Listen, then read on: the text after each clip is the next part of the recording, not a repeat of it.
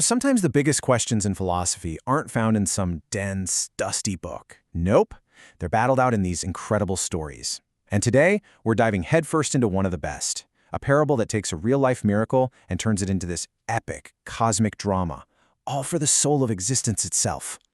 And at the heart of it all is this one fundamental question. A question that really gets under your skin, It forces you to pick between two kinds of oblivion, two ways for everything to just end. It's a really tough choice. So what are these two terrible choices? Well, think of it like this. On one side, you've got the cage. It's this perfectly ordered universe frozen solid. Everything is just one single, sterile truth. No change, no choice, and because of that, no real meaning. Then, on the other side, you've got the abyss. Total chaos. An infinite swirl of stories where nothing is true, so, again, no meaning. The cage or the abyss. That's the wager this whole parable is built on. Okay, so the story sets this whole thing up as a cosmic wager. If you've ever read Goethe's Faust, it's kind of like that. A massive, high-stakes bet between two larger-than-life forces. And what are they betting on? Oh, just the soul of the entire world. So let's meet our two contenders. First up, you've got the eternally creative. The story paints this amazing picture of a laughing child surrounded by fire. This is pure, wild, chaotic energy, the force that says life is messy and beautiful and can't be contained. Then, in the other corner, we have the spirit of gravity. Picture a hunched figure carrying a heavy, leaden book. This is the complete opposite. It's all about dogma, strict rules, and denying all that beautiful messiness of life. It thinks it's already won, that it's already tamed everything. So here's the bet. The spirit of gravity is all in, saying that the life force at the heart of this story, which is represented by blood, is basically dead. It's become a saint, a statue. It's just dust. But the eternally creative, it makes the opposite bet. It wagers that this life force is going to betray its so-called holiness. It's going to melt, become human again, warm, dangerous, and flowing. And this quote from the spirit of gravity, wow, it just lays it all out there. If he stays hard, the world is mine. It shall be a world of statues. I mean, that sums up the stakes perfectly, right? Victory for this guy is a cold, perfect, unchanging world, a silent universe of statues. The chaotic, messy pulse of life just silenced. Forever. All right, so what exactly are they betting on? What's the object at the center of this epic wager? Well, it's actually a real thing from history. It's the solidified blood of Saint Gennarius, a martyr from Naples way back in the 3rd century. But in this story, it becomes so much more than just a historical relic. See, in the parable, this blood is trapped inside what it calls a crystal cage, and it becomes this incredible symbol of life that's been twisted into dogma. You have this vibrant living force that's been captured, sterilized, and now it's worshipped for the complete opposite of what it once was. People revere it because it's static, because it's cold, because it doesn't change. Isn't that wild? Okay, so the stage is set. The players have placed their bets. We find ourselves in the Naples Cathedral, and the fate of the world is about to be decided.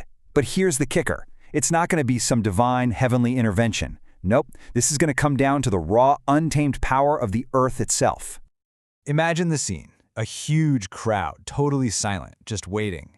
The archbishop holds up the relic. And at first glance, it really looks like the spirit of gravity has won this thing.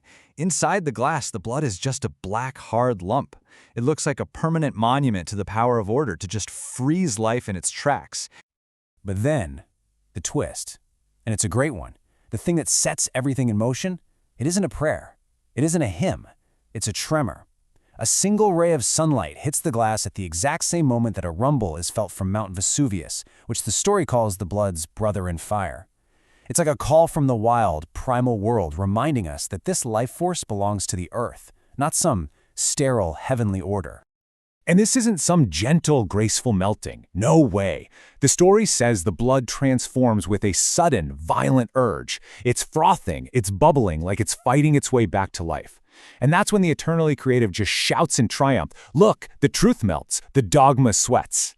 And just like that, life has won. Of course the crowd goes wild, right? They're all shouting, "Miracle! Miracle!" But the story immediately steps in and says, "Hold on, you're missing the point. This wasn't a miracle sent down from heaven. This was a reclamation of the earth. The blood wasn't obeying some divine command. It was answering its own deep, instinctual, primal call to live. So what's the big takeaway from this incredible climax? What does it all mean? Well, the thawing of the blood is way more than just the end of a wager. It's a really profound statement about what it means to exist, what it means to live, and maybe even what it really means to be saved. So let's break it down into 3 key ideas. First, it's all about life over dogma. The blood chooses to be a flowing stream, not a rigid saint. Second, it's an affirmation of existence. The story calls this amor fati, the love of your fate. It's about embracing everything, the chaos, the fire, the whole messy deal. And finally, number 3, it redefines true salvation. It's not about becoming some perfect, unchanging statue. No, it's about passionately jumping into the flow of life. And this final quote, man, it just hits so hard. We are not saved by becoming stone. We are saved when we burn for the whole. That is just a radical redefinition of salvation, isn't it?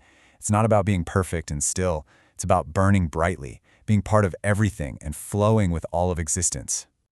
And here's the thing, this struggle, this battle between the flowing stream and the unmoving statue, between chaos and order, it's absolutely timeless.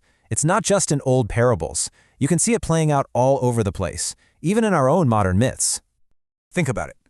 The fire from Vesuvius was this natural, chaotic force that pushed life to flow.